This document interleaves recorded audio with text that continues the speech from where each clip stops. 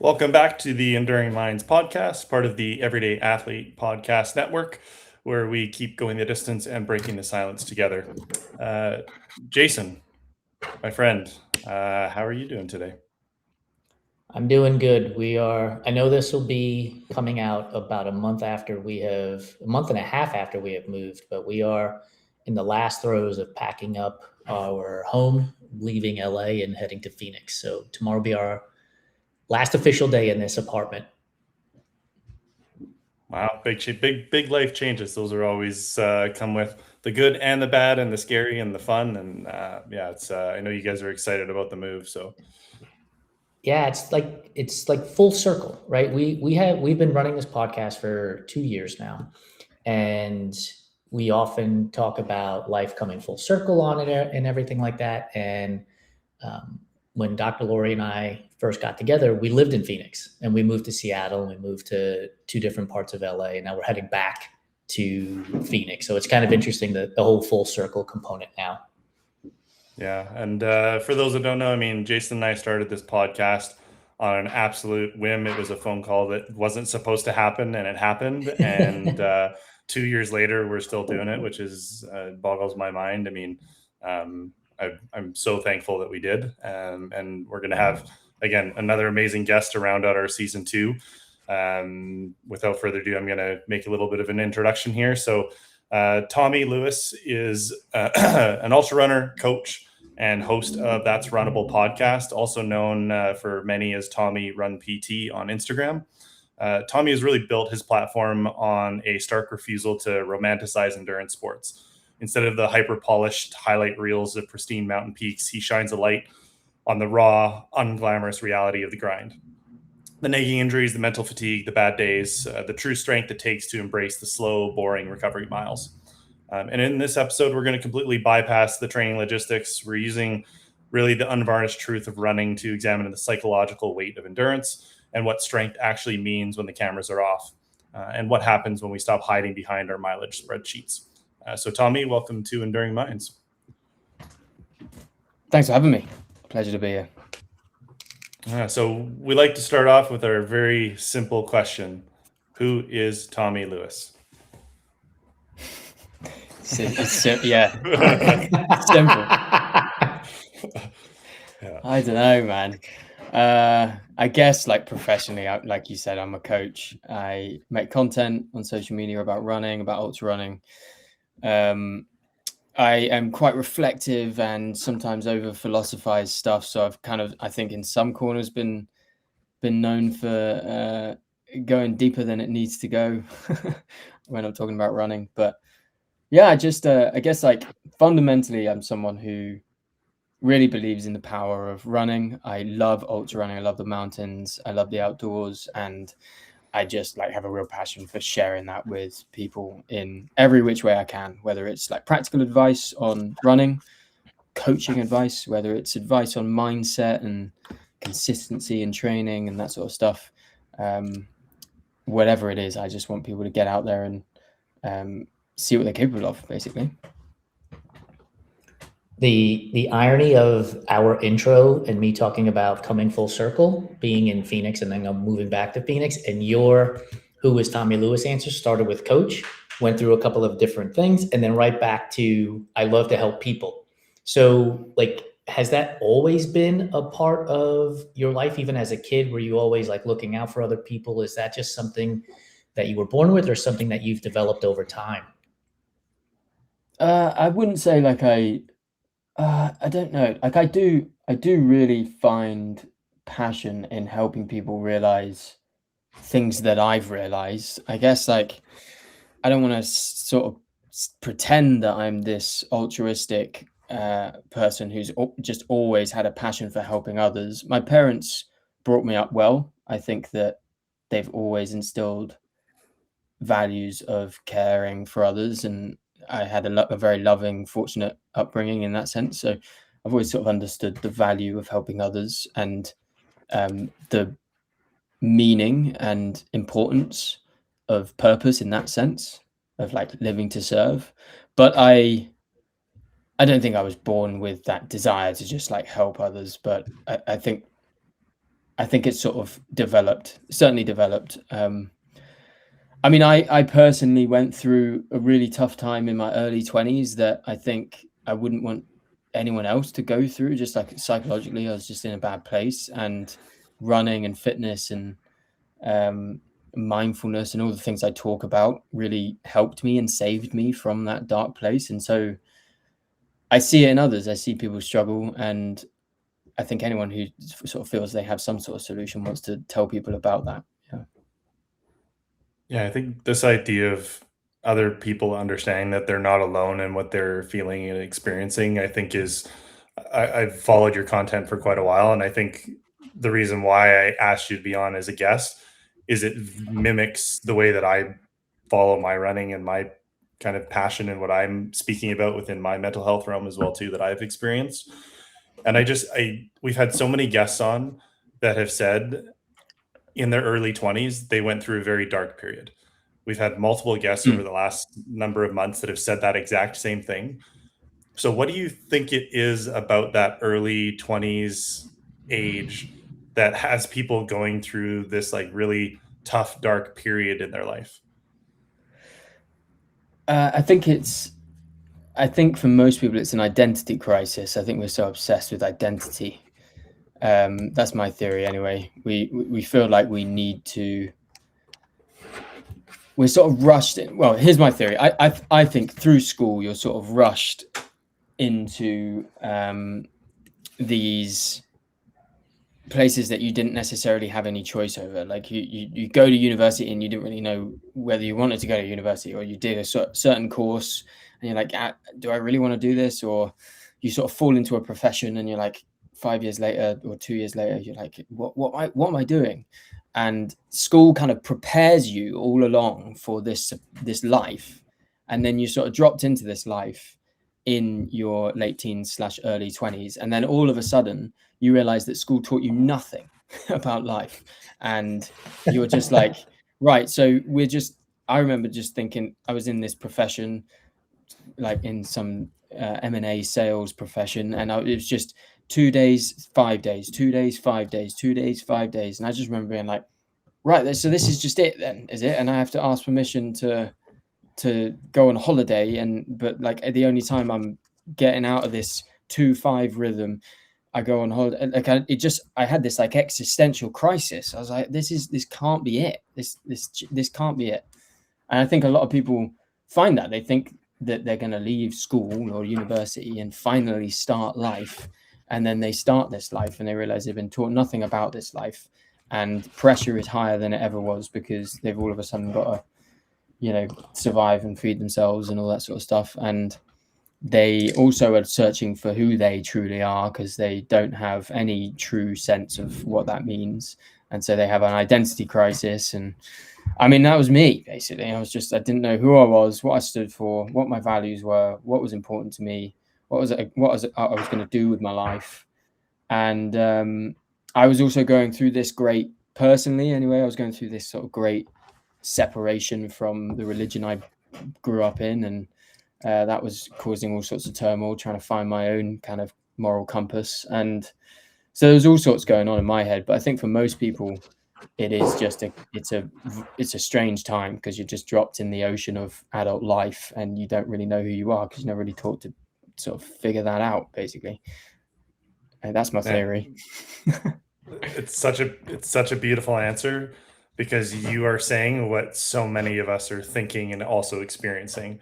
And I made a post this last week about Father's Day, and I said how so many people ask my kids, what do they want to be when they grow up? And I will only ever ask them now, who do they want to be? Because I don't care what you do. I care who you are as a person. Like you were talking about the values and being an individual and figuring that out for yourself. And school, like you said, kind of dictating who they want you to be. Again, industrial revolution, all this other stuff. School hasn't changed in 100 years. So that's what I'm hearing. What you're saying is like who do you want to be first? Not what do you want to do? Like what you do doesn't matter. But I'm going to let Jason go with the next one here. So, Evan, I'm just going to respond to your comment about your Father's Day post. By the way, I had no idea how much you look like your dad until I saw that picture. It was amazing. And then it's interesting, Tommy, because you talk about going through it in your mid-20s, and I'm 52 years old. So I went through it in my mid-20s as well, and for lack of a better phrase, became an alcoholic because that's how I dealt with it.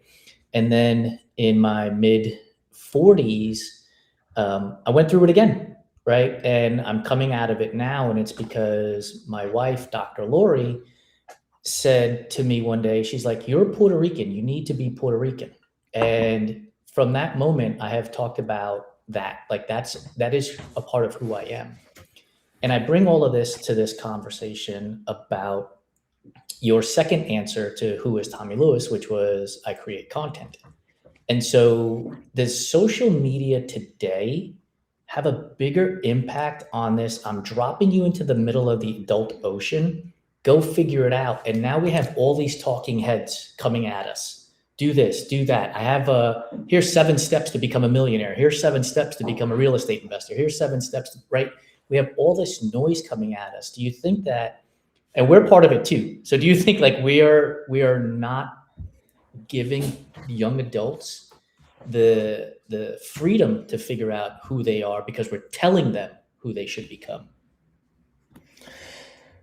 Yes, I mean, so much to say on both of what you've said there, but like, I think that it's interesting that the first question you asked me is who is Tommy Lewis, and I sort of laughed about it because I don't know really. And like, if anyone's in their early 20s listening and they think that people on a podcast or people on social media or anyone else has it figured out, I mean, Jason, you have gone through chapters, and it's not necessarily true that it might be hard in your early 20s. It's not necessarily true that it won't be hard again, and it's not necessarily true that if you find a certain career that you're going to do it forever. Right now, I'm a running coach and I make content, and that's what I do. And that's the easiest way to answer the question, who is Tommy Lewis? Because it was the first question on the podcast. But who is Tommy Lewis at a very fundamental level requires a very long answer because we're all complicated. We're all into different things, and we're all into loads of different things individually. And that's what makes it beautiful. And that's just life. And it might be that you find an obsession with something for a few years, and that's fine. That could pay the bills for a bit. I think, to answer your question, Jason, 100%, social media causes all sorts of angst, and it exaggerates what reality is. You see the biggest and best of everything, and the biggest and best is even bigger and better than it was before, because everything is exaggerated and everything is 10x. And I think it's very easy for people to feel like they're a failure in comparison to other people who have supposedly found their thing or whatever, and I mean, I find myself comparing myself to others on social media and that sort of thing. I also remember when I was in my mid-20s, not knowing really what I wanted to do, seeing all of these and having all of these influences from social media content that I was seeing of different kind of spaces I could potentially work in. The algorithms would feed me something for a few months and I'd be obsessed with it. And that's what I thought I was going to be. That's what I thought my identity was going to land in. I think it's a really confusing place and time for young people, to be honest. And I would strongly advise steering pretty clear of social media for the most part, to be honest. I think it can be fun and it can be helpful. And I recognize the benefits it's had for me. I also recognize that that's where most people are, because it's so addictive at the end of the day. And so if most people are there, I want to be there too as a creator. But if I wasn't creating content, I wouldn't be consuming it. I would 100% be someone who would shut it all off. In the UK, they've just announced that they're going to be cutting it off for under 16s. And there's been all sorts of conversation about that. And I still don't really know completely where I stand on it. But I think for the most part, I'm like 70 to 80% sure that I think it's a great idea. Like, we don't need 15-year-olds and younger with social media. It's not necessary for them. They can have it when they're 16. That's fine. I just really don't think it's necessary. I think it does more damage than good.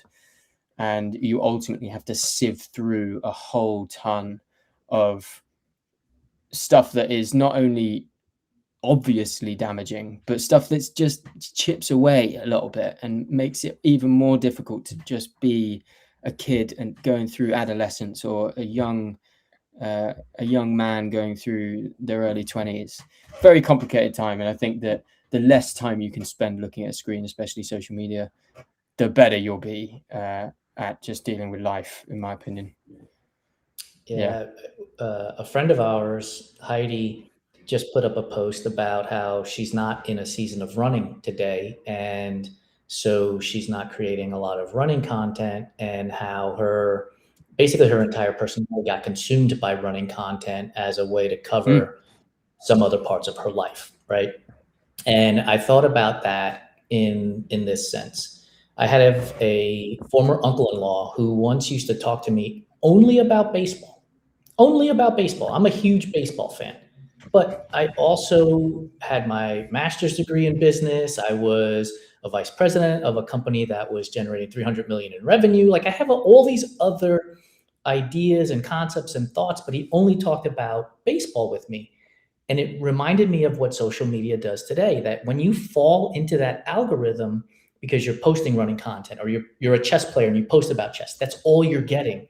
And so then you start focusing only on that, and you start to lose a little bit of who you are along the way. And so Yeah.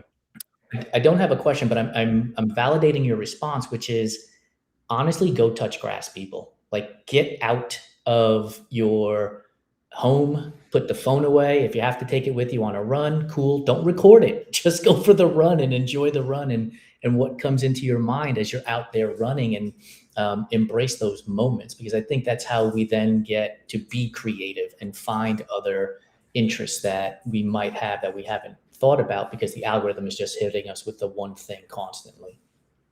Yeah, I think that people struggle most with this social media stuff, and like in those vulnerable times of their life, they struggle because of this whole identity crisis thing. So they're trying to figure out who they are. They're trying to figure out, like, who is Tommy Lewis? What does that mean? And all of this information is coming their way. And I do believe that the information that then comes their way, it holds more sort of gravitas and emphasis in their mind or something. I know that's the case for me anyway. And then you don't consider what's happening in your real life as important, or as influential. You know, I think that when you think about who you are, you don't think about the interest in cooking dinner that you have. You're just sort of not there. You're not like in the moment. But like, if you weren't necessarily online, if there was no social media in your world, and someone came up to you and said, like, who are you, or what you into, you just think about your day to day, like what you do. And I do think that so many people get so caught up in what they're looking at and what they're consuming and what they think they're interested in based on what they're entertained by on social media, and they forget to actually stop and figure out what they are actually truly into themselves. The times where I have figured out who I am have not been times where I'm on social media consuming content. The times where I've figured out who I am have been alone in the mountains, or reflecting on a run, or whatever. It sounds so cliche, but the most powerful times, the most grounding times, are those times where you are not connected to some digital world, but you are connected to the real world. And so many people get caught up thinking that the online running world represents the running world, but it doesn't. And the online world doesn't represent the world. It represents what's happening in the comment sections. It represents what's happening in the video responses to videos and arguments online. And the algorithms love to feed you stuff that's the most polarizing and the most attention grabbing. And that's the reason you think that it's so dramatic, but it's not. Things aren't as dramatic as they seem. And that's the great challenge we have in our world at the moment, is that everything seems so much more crazy than it actually is in reality. I was talking to someone on my podcast about this very topic, about the fact that there's all this like polarization, or this like politicization of the running world, and politics just leaks into it, and there's arguments going on, there's tribes, there's tribalism within running and all this sort of stuff. And if you're so transfixed to your screen and your social media and all of that stuff, you think that represents the running world, but it just doesn't. The running world is your local fell race. It's your local your local 100-miler that's like just got a couple of cones as a finish line. Like it's just it's the people you meet up with, or it's the running world is the experience you have on your own run. It's the connection you have with someone, and you meet someone, maybe it's like a new brother-in-law, and you realize they're into running, and then you connect over this thing. You don't connect over what's happening on the online space. You connect over the running stuff, because that's what connects you, right? And I guess it's just a long-winded way of saying what is happening online on your screen and what's influencing you, these strong influences of entertainment, that's not real. It's not the real world, and it's not the real running world. And I fully agree, Jason, go touch grass. But sometimes I think these phrases, they just don't land. Go live a real life, like experience what's happening in your real life. Even this podcast, like get to the end, but once you're done with it, unplug. Get out and actually listen to what's happening around you, because we can get so distracted, and then we crave those distractions. Yeah, Jason and I have made a concerted effort to reach out to our guests whenever we're traveling or we're doing other things.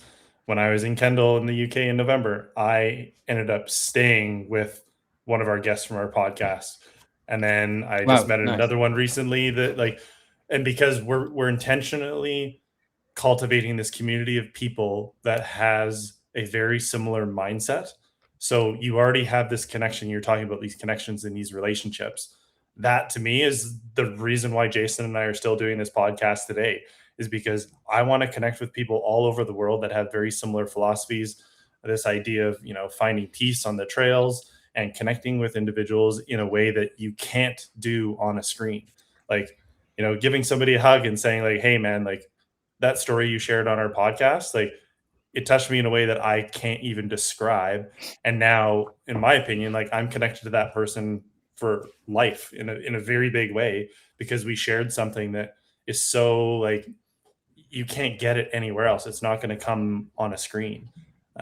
So in saying that, your philosophy on running, again, when I say it mirrors mine, it's funny how the little touch points, you start to get involved and you start following people a little bit more. You start sharing their content, you start liking their stuff, and it shows up a little bit more.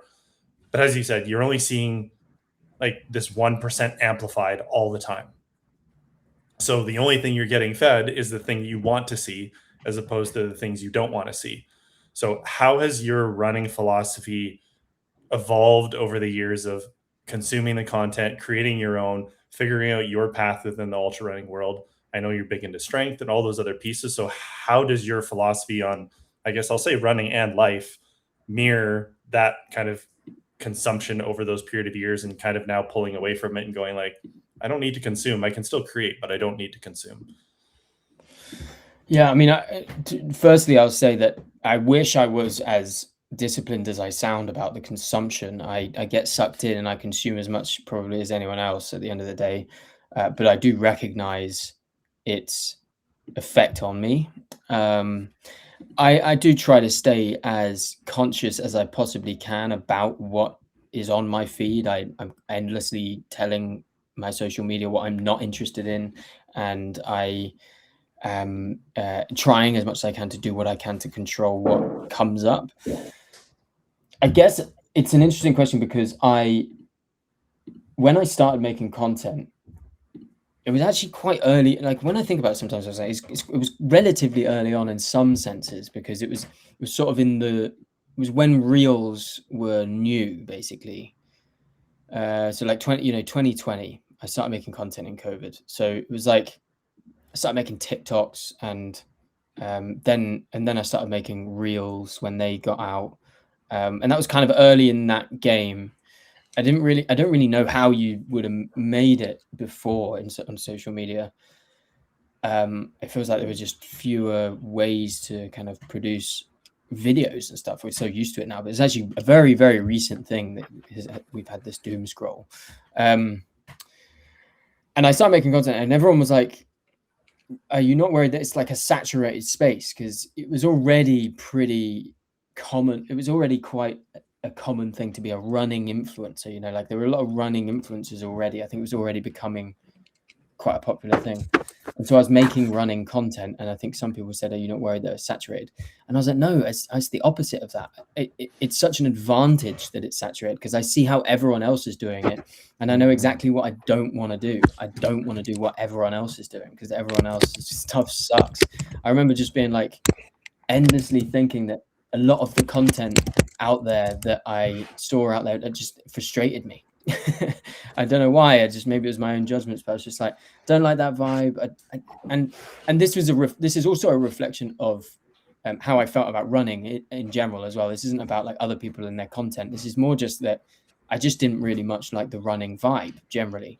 And when I started making content, I just was like, I just want to bring what I feel like is a refreshing take on running, which is just like how I approach it, which is I don't really identify much as a runner per se, although like it sounds stupid to say these days, because I absolutely am one. But for a long time, I didn't really see myself as a runner. And so I maybe came across slightly differently in that sense to some people, because I was maybe refreshing in that other voices out there were very clearly running centric, and they were also obsessed with the kind of 5K, 10K up to a marathon sort of stuff. I'd never really been into road running and that sort of thing, so maybe I've dabbled in it. But running for me has always just been it's been like a daily discipline practice, and it then developed into something that was actually, I would quite like to become obsessed with ultra marathons, because that was kind of where I saw my people. Love for the outdoors and adventure and all that sort of stuff, doing extremely hard things. I just was drawn to that.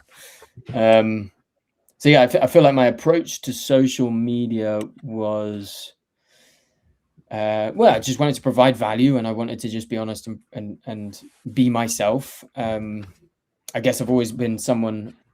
Now that I'm 31, I'm sort of looking back at how I was as a kid and in my 20s, and I just always wanted to be different. I wanted to do something that was different to the norm.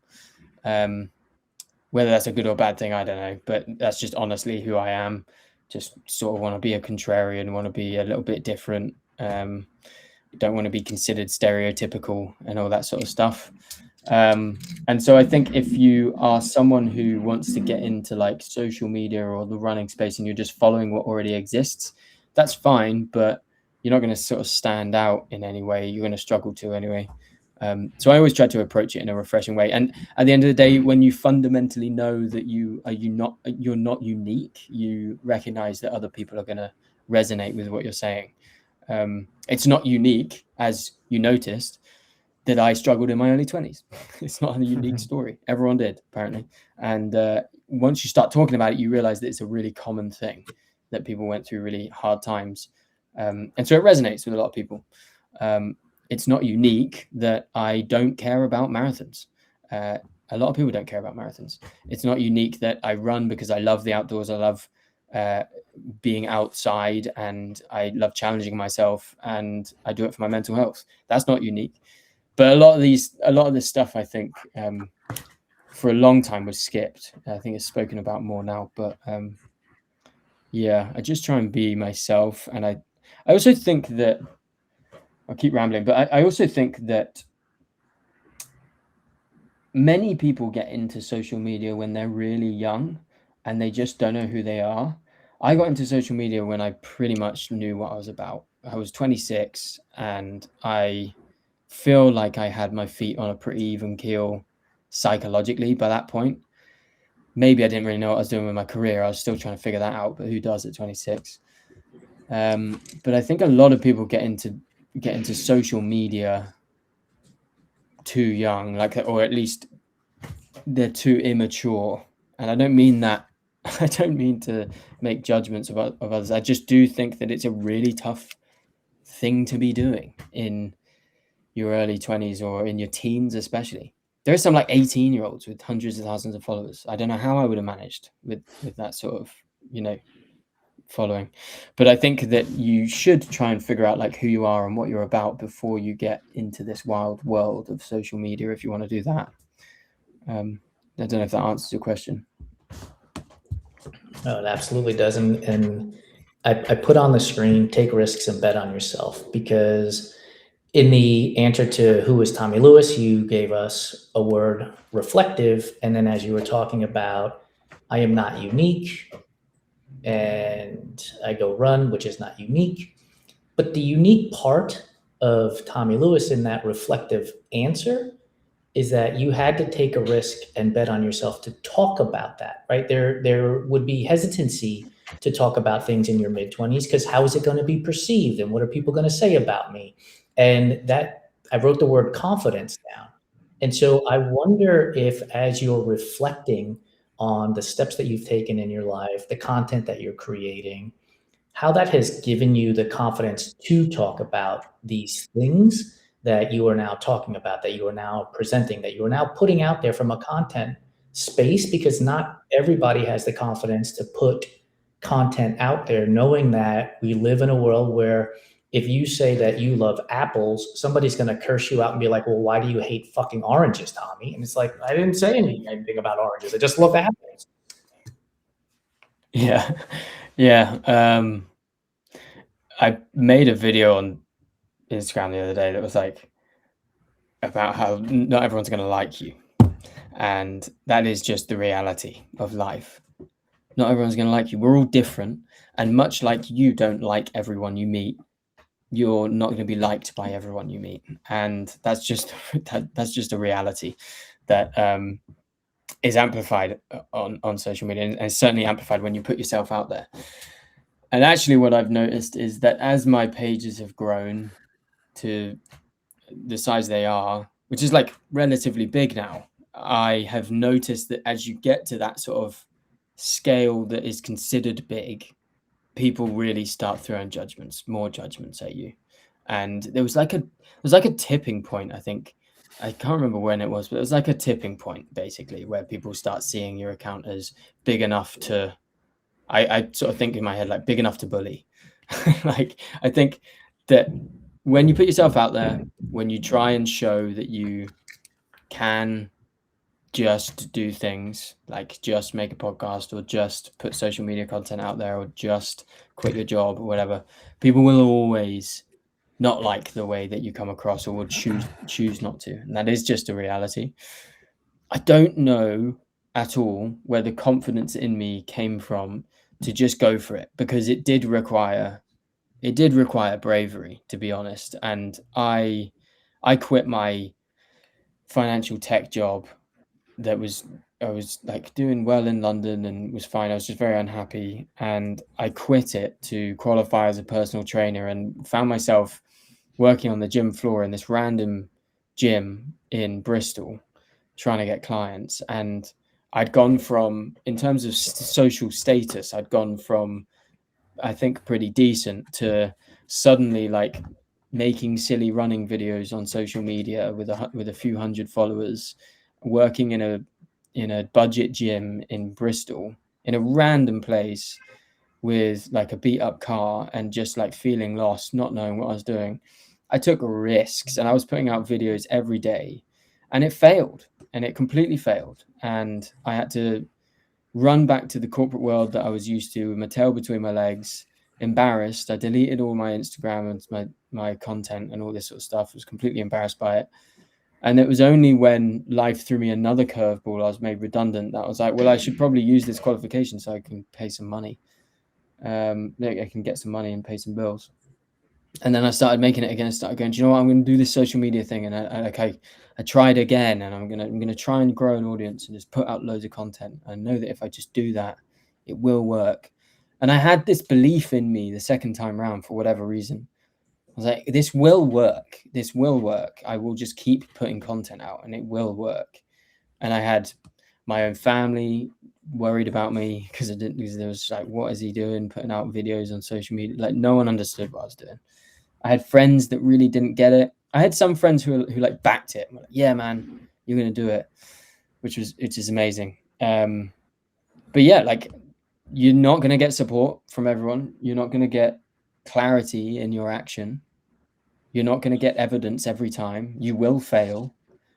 But if you believe in something, just throw yourself at it. Like that is really what I think you should do. And I think a lot of people believe that they want to do something, but they don't throw themselves at it. They don't really throw themselves at the thing. Like go all in. You know, when people say go all in, they don't go all in. They say, I want to do this thing and maybe I'll set up a website, and they start taking action in some ways, but they're not really going fully all in. And I think that's the differentiator. There are people who do take action and they don't see much success because they're just not throwing their full self at it, and they're not really thinking about how can they improve this. Look at the data. When, you know, if this podcast, for example, are you looking at the data and seeing when listeners drop off, like when you're thinking about podcast guests, like what type of guests, what type, you know, you're clearly doing a lot of good prep and all that sort of stuff. Like there's always things that you can do to continue throwing yourselves at something. And for me, I will just always go all in at everything that I do. Like, and it's not guaranteed to succeed. It will fail sometimes. Maybe it's like I had a recent failure of this app idea that I built. I built this app, complete flop, complete flop. But I threw myself fully in it. And part of throwing myself fully in it was accepting that it might fail and recognizing that at some point I might need to pull the plug on this, but knowing that that would be the case. And, you know, I sort of made a thing of failing publicly. And yeah, I don't know where the confidence comes from, but I do think that if you accept that you will fail, accept that it's fine to fail and it's not publicly embarrassing, also accept that some people will just not like what you're about. I think it's way cooler to live life like that. I think it's just way cooler to accept that people aren't going to like you, but those that do are going to be worth having around, and they'll like you. They won't like some fake concoction of a character that you've invented. They'll like the person that you are, and they'll know who that is because you're throwing yourself at things you're passionate about. So you'll make it pretty clear. 100%. I've got so many things swirling through my mind right now. One of the phrases I use in life is, I'm not for everybody and everybody's not for me. And that's how I live my life, because that helps me push away things. But one of the things that bounced around in my head is I have a racing philosophy, which is all gas, no brakes. I'm willing to DNF. I'm going to go all in on this race. And if I get to the finish line, thumbs up. And if I don't, thumbs up as well, because I will have learned something. And I watched the Billy Yang documentary on Zach Miller years ago. I don't know if you guys have seen it, but Zach Miller had that same philosophy, and we have seen him literally blow up at events, right? And here's a professional runner, a person who's getting paid to run, who is willing to go all in. And it makes me wonder why we, who are hobby runners, like we do this for a hobby, aren't willing to go all in and risk the DNF to have a success. Because in my mind, I've got a great story. If I go all out for as long as I can and I DNF, that's a great story in comparison to, well, I ran in zone 2 and I was well under my paces and I held it all in and I still finished. Like, that's just not an exciting story for me. So I am with you, Tommy, on this. Go all in and live a good story, man. Like, just do it. Yeah, well, I think that it's so common to see people, they make it seem cool to not be passionate about things. Like some people that just, it's cool to be aloof and sort of nonchalant and whatever. Like, yeah, kind of into that. Yeah, that's kind of cool. And they're not secure enough in themselves to be passionate about something, to identify fully with that thing and to be like, no, that is so what I'm about. Like, I am fully all in on that, and I'm going to go all in on that, because they ultimately care too much about their image. They care too much about this identity that they're forming and creating, and they're not willing to just follow their pure interests and just go. I personally, when I look around and meet people the coolest people in my life that I know and I meet are the ones who have just gone all in on something completely random. I don't care what it is. It's just something that, like, being passionate about shit is cool and it's attractive, and it's attractive in a very real sense. I'm not even talking about, I'm not just talking about some lustful attraction. I'm talking about, like, it draws me in. If someone is passionate about something, I want to listen and I want to hear about that thing that they're passionate about. It doesn't matter what it is. And yeah, I just think it's cool. Yeah, like you've just written on the screen, being passionate about shit's cool. Yeah, I have myself got into that trap a few times with races of holding back, and I don't have this traditional like fear of failure. I have a fear of success. If I go all in and I take the risk, and like the phrase of like no risk, no magic, if I go all in and I take that risk, how long do I have to keep this up for? If I have like an incredible showing, I hit a podium, and now what are you? You're gonna be a Rachel Entrekin who is now going to be personified as this person who, rightly so, she absolutely crushed Cocodona and so many other races. But how many people can like sit there and basically manage that level of attention and be okay and stand up on their own 2 feet and do it again and repeat it and repeat it and repeat it, because that's what people expect. As soon as you have one really good thing, people are going to expect that of you. When you don't, people are going to shit on you, and people are going to talk down, and they're going to say, well, why can't you do it now? You've already done it once. And now you have to grapple with the other side of it of like, I had all this success, but how do I manage that? And that to me is that kind of level set playing field of like, how do you manage that? Yeah, get it. I get it. I think a lot about this stuff. I also think a lot about success and what it really means. I think that you can find yourself in a trap of defining success wrongfully. So if you're just thinking success is just is just like getting a certain time in the marathon, for example, and then you get that time in the marathon, and then guess what? You're seeking another PR, and then guess what? You're seeking another and another, and then age hits, and eventually it's quite hard or impossible to reach those goals. And eventually people who do age, when people age and they realize that they're past their prime, they start finding different reasons. Finally, they start redefining success finally, and it happens eventually they sort of do that. Why not just like seek success in different ways and recognize the full self that you are now? And I find this a lot in my life. Like, I struggle with this kind of status hunting, reputation hunting, and I determine success sometimes based on how many views a video gets, or how many followers I have, or how much money I make in a month, or how whatever these things are. And in my racing, I'll define success based on times or position in the field. But excuse me, but there are so many ways that you can define success. There are so many different ways that are very difficult to measure, maybe, but are legitimate and are real and are full, complete, and holistic and human and valuable and beneficial for you to reflect on, and have no relation to measurable things.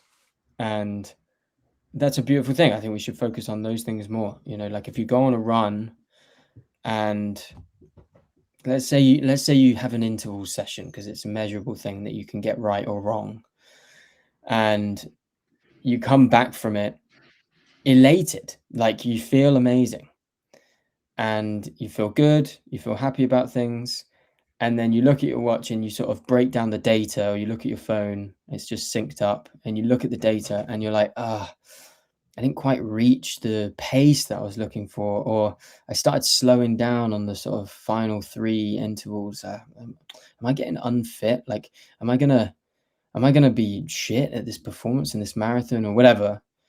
And all of a sudden, your run was a failure because you've looked at the data.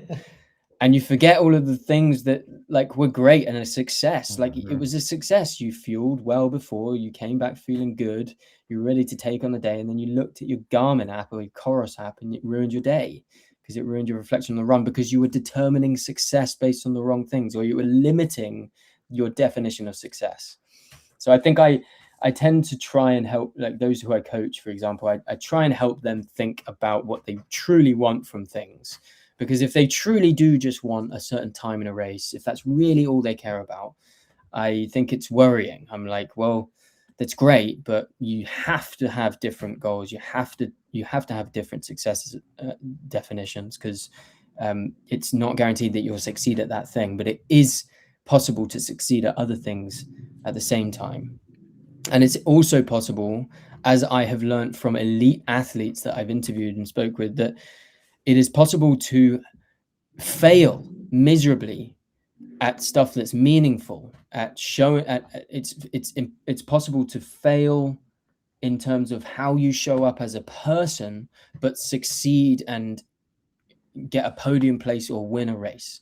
You can win and still fail in regards to how you treated the crew, or how you felt after the race, or your perception of whatever, like whatever other definitions of success.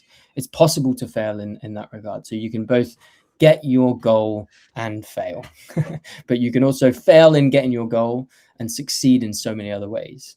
And if you want your running career to be long lasting and full and complete and holistic and fulfilling in many different ways, you have to get out of this chasing, measurable metrics only. It's so much more than that. Yeah, it's this idea of the data being everything, and understanding that like how you feel is probably much more important. I mean, as a running coach myself, the athletes that I talk to, the data informs what we do, but I care how you feel as a person. Like you as a person is way more important than what your watch is telling you. And I think, as you said, like we chase all of these things that are external, and we suffer because of it, because we're constantly looking for these external milestones to validate some sort of internal void that is there, that we maybe haven't had the thought of being able to actually look at yet, because we've been smothering it by chasing all of these external things. So to me, it's like the way through it is to actually feel what you're experiencing in that race, in those moments, in those failures that you think are failures that actually aren't. They're learning opportunities. So what's your take on that, in the sense of like feeling, just the feelings in your body that people neglect or push away because they're chasing these external milestones? Oh man, it's something I think about all the time. More now than ever before, runners are neglecting how we feel. It used to be that was our way of measuring how like where we are on the sort of fatigue and recovery scale. Like you're trying to fatigue yourself to a certain degree and then recover. You don't want to fatigue yourself too much, you don't want to recover too much, you want to be productive. And the way we used to figure that out was based on how we felt. We used to pretty much know, for the most part, like when we could push and when we needed to pull back. But now everyone's so obsessed with their Whoops and Garmin and data. We've forgotten how to do that. Like we trust the data on our wrist more than we trust our own knowledge of how we feel. And I think personally, it's been a massive learning curve for me over the last 5 years, but I really have started ignoring my watch. And funny enough, I just got a new watch, just switched from Coros to Garmin and back to Garmin, which feels like big news for me because I was such a big Coros fan. But now I'm like, suddenly I'm getting way more data on this watch, and I've only had it for 24 hours. I'm like, it's exciting, it's exciting. I love it. I love to know my HRV and my like all this clever stuff, acronyms I don't even know what they mean, all this stuff. It's helpful, but you have to figure out how to tune in with your body. It's like such a fundamental part of being such a fundamental skill as a runner to really tune in with your body. And I also, I probably should talk about it more, but I struggle to know how. But running really was a massive part of my healing journey, I guess you could say, from my early 20s and just really struggling to see meaning in life. But also mindfulness and presence and coupling the two. And in my coaching, I also try and teach this in like this sort of interoception and proprioception in your training, and how that can actually be quite practically beneficial, but also it can be psychologically beneficial to really recognize where is aching, where is hurting, where needs work, and just being a bit more aware of your body, how it feels, how stressed your nervous system is. It might sound a bit like woo-woo and we're here for the it. place. Yeah, but We're like all about the more I've grown up, the more I've sort of just been like, I think that there's serious value in that. Like, I do breath work in the morning. When I remember, I do movement. I'm not a yogi, but I do like my own version of sort of yoga and movement and mobility and stuff. And I try to tune in with my body and how it feels, and where feels loose and where feels tight, and where feels like it needs work, and where feels more achy and imbalanced, and all this sort of stuff.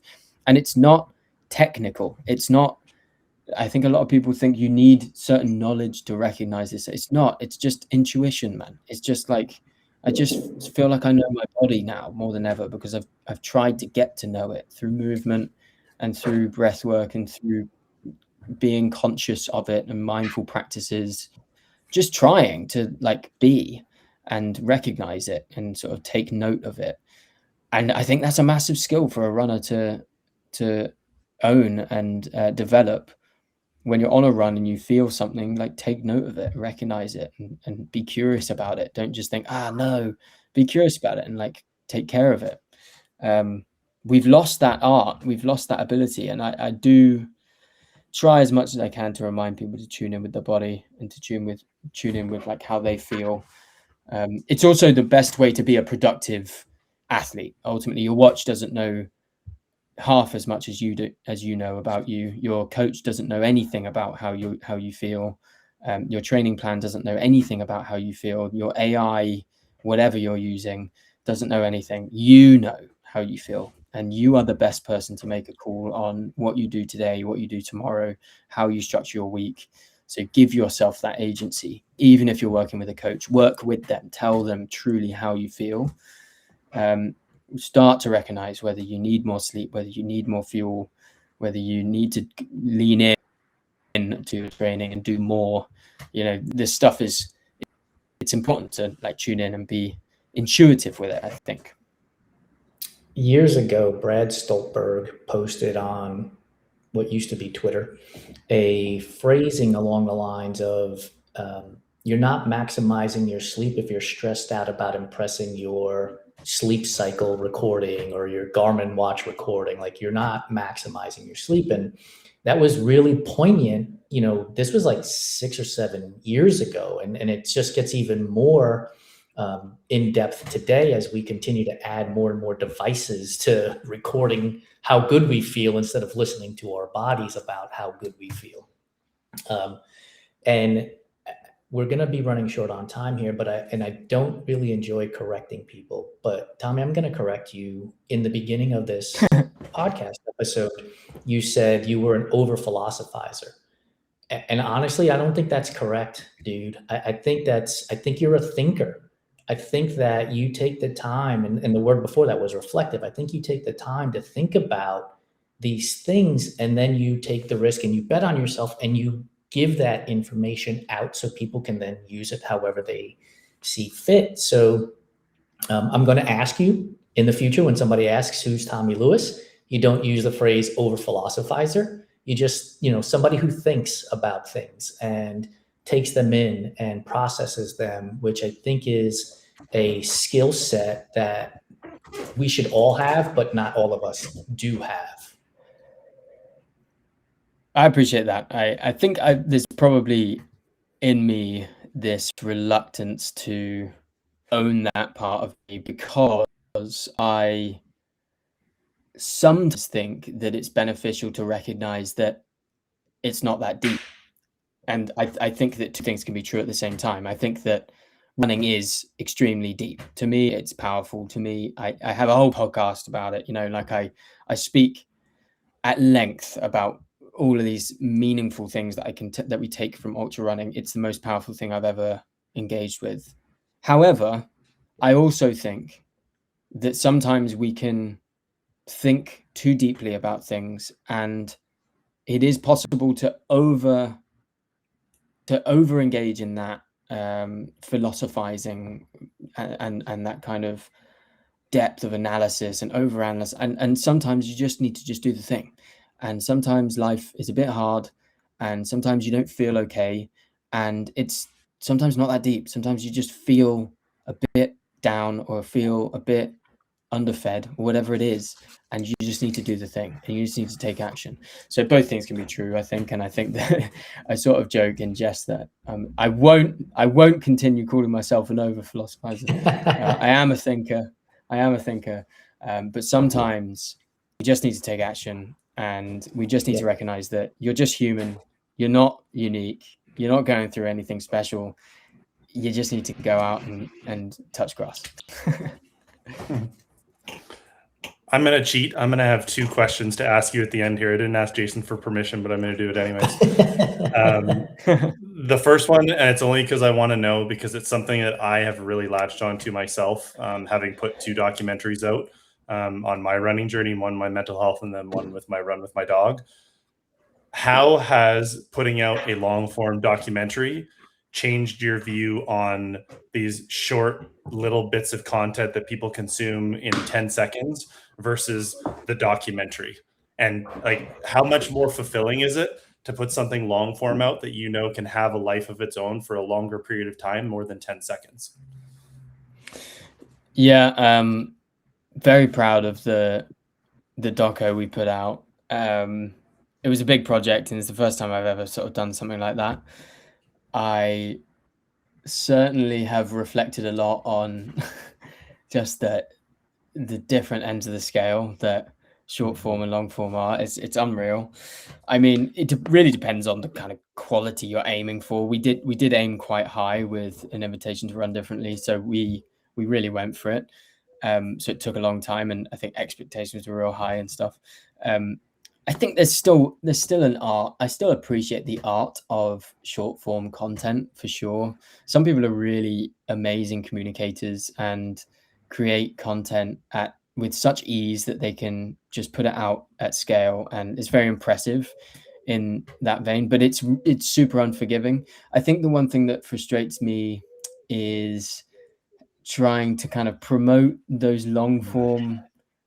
Trying to promote long form on short form is really, really tough. And, it can be the highest quality video and a really well put together reel, snippets of your documentary, and it will just get no attention. And the thing also that frustrates me is I can put out a really naff video, which is just a kind of a moment after a hot run or something in Southeast Asia, and it will just like go viral for me, and I'm just like, it's really annoying. I don't want the videos I put no effort in to do well.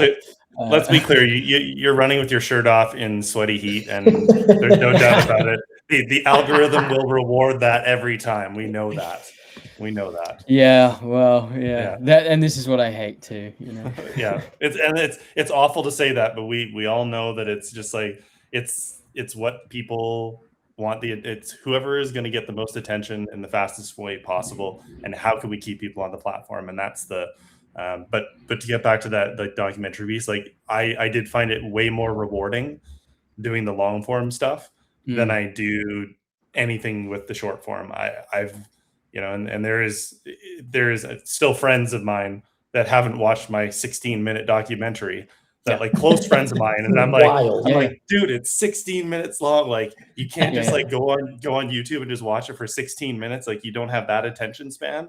And that just comes back to that, like the short attention span because of all the social media and because everything's coming at us so fast. So, And everyone thinks they are way more busy now, I think, as well. Yes. I'm not saying that Yes. I'm not saying that we aren't busy. I'm not saying people aren't busy, but I do have a theory that we have been made to think that we're way more busy than we used to think. Like everyone's got a calendar on their phone, everyone's has to have loads in their calendar, everyone's really busy. It's like it's way more intense than it was 50, 60 years ago in that sense. And all of a sudden, everyone is really strapped for time, and we have to be moving quickly, and we have to scroll quick, and we have to and I think it's all kind of a facade, to be honest. I think that you can get a huge amount done if we just pay close attention to the things we should be doing. And yeah, 16-minute documentary, man, like you can find the time for sure. But yeah, it makes me think a lot about being busy as a flex. Is that what you said? It's not a flex. It's not a flex. Like yeah. It's like yesterday we're moving. Yesterday I blocked out my entire calendar so that I could pack and do stuff. I got so much shit done because I wasn't scrolling, because I wasn't doing all these other things. I got to focus on getting 2 or 3 of our podcast episodes done while packing into bins, while moving it into my car all at the same time. And I'm far more fulfilled because I wasn't doing this and ignoring Evan's 16-minute documentary, which, by the way, I have watched more than once.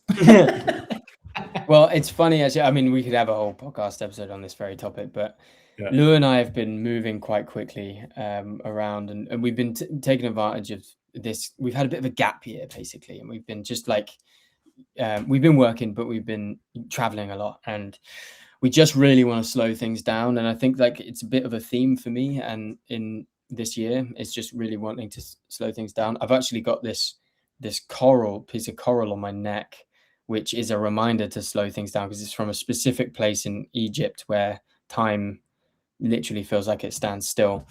And I do think that we try and do so much every day, and we try and fill every day with so much, and we expect ourselves to do a huge amount with every day. And if we don't achieve that massive list of things, we feel like a failure, when in reality, like, you can do a huge amount if you just get 2 or 3 major things done every day, and you should feel proud of that. And you don't have to feel overwhelmed by all of these tasks. And there's these productivity maxing people out there, hustle culture people, who literally don't do the dishes because it's a waste of time. They get someone else to, and I recognize that you can be master delegator and commit all of your time to making money, but I just think we've been all fooled a little bit into this over productivity, over successing our lives, when life is sort of here now, and you can just kind of be in it and live in it. And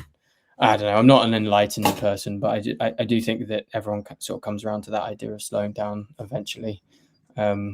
And I think I'm sort of there. I want to do less, not more. Yeah, slowness creates capacity, and I think that's I will put people up on a pedestal who like embrace that slowness piece, because I think that is actually harder in this day and age, to subtract things rather than add. So I think that's such a beautiful way to think about it. So final question, another simple one for you. Where is your mind after this conversation today? Where is my mind? I've loved this conversation. I find it helpful. I don't go on many podcasts. I interview some people and have my own. But to be asked questions is quite fun, because I sort of reflect on who Tommy Lewis is and what I'm about and what I want to talk about a lot. And where my mind's at, I guess, is it always comes back to what I truly am passionate about, and that is trying to help people to slow down and to appreciate the process and the moment they're in, and to try and measure their success on different things other than what everyone is telling you to measure your success on, and to just live life, I guess. Like, how can I put this? Life's not as serious as everyone makes it seem, and sometimes we can, at least my algorithm anyway, can make it seem like everyone else is really successful and I need to be there. And even if it's unserious content, you sort of are comparing yourself. And I think that when you are when you're taking advantage of the internet and you're on it a lot, and I know a lot of people are, so I don't want to just sound like I'm obsessed with social media, but a lot of people are on it and it affects people majorly. I think that we can fool ourselves into thinking that we have to be a lot more than we do have to be, and we don't really. You can pursue things and find joy in that pursuit, but it doesn't matter as much as you think it does. And that's where my head's at, I think, to try and just recognize the true importance of things and not give too much importance to things that aren't actually all that serious. Yeah, amazing. Where can people reach out, connect with you, socials, YouTube, those things? Yeah. Anything you want to share? Yeah, so on social media, I'm Tommy Run PT, pretty much everywhere. It's That's Runnable on Instagram, and the podcast is That's Runnable, and my coaching is all under That's Runnable. So yeah, that's pretty much it. That's where you can find me. That'sRunnable.com. Yeah. Fantastic. Well, on behalf of Jason and myself, this is an incredible conversation. I'm so stoked that you agreed to have this talk with us, even though you have your own podcast. You're not a guest on many. It means a lot to us to have different voices and different perspectives. And I think your perspective is a big one, having come through something and now sharing it in a way that other people can kind of see themselves through what you experienced as well. I think that's super powerful. It carries a lot more weight than just somebody spouting off things that they think they know that they don't really know about. So we really appreciate your time, and I know our guests will as well too. Thanks for having me. It's been great. Thanks so much, Tommy. Well, where's your mind at, Jason? So the irony in Tommy saying slow down, like he's looking to slow down, this is exactly why we're moving to Phoenix. We came to LA so that Lori could get her doctorate. And so working on her dissertation, doing all the jobs that she's doing, and it's hustle and bustle and going. And now going to Phoenix, we have an opportunity to actually slow down.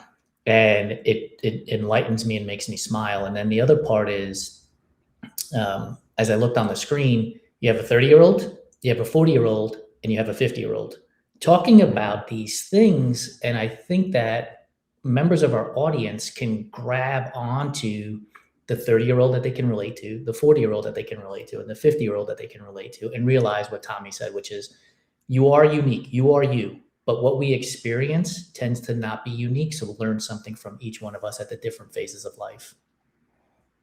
Yeah, he opened my eyes to that idea of success being something that I've been afraid of for a while. Just another way to think about it, because again, we have this idea in our minds of what success actually is, and it's reaching the pinnacle of something or doing something that other people are going to want to share or talk about. And sometimes that success can also be internal, and it doesn't have to be this loud outward thing that everybody else is expecting. So that's definitely one of the things I'm going to take away. And just that understanding, like you said, that 30, 40 and 50-year-old all talking about very similar things and all sharing very similar philosophies on what we're all working towards. And I think that's all of us moving away from that noise and all of that influence that has been pressed on us for the last 10, 15 years, that we're all pushing away, going like, I don't want that. I want the in-person connections. I don't just want an email and an interview and a phone call. Like, I want to meet this person. I want to meet these people. I want to share time with them. I want to have a coffee. I want to have a meal. Those are the things that I know we're looking at doing into the future with the podcast and the community that we're building. So that's what I'm going to take away from today for sure. So Thanks everybody for listening. If you're not already subscribed to the Everyday Athlete podcast network, please go and do that. Several other shows that are produced each week as well. And Enduring Minds is just one of many that you'll be able to listen to there. And if you can rate, subscribe, review, comment, helps us get these stories out to as many people as we possibly can. And I guess we'll say that's a wrap on season 2 for our guest episodes. And so thanks everybody for joining us for season 2. And we look forward to bringing you more stories when season 3 is on deck. So until next time, keep going the distance and breaking the silence together. Thanks so much, everybody.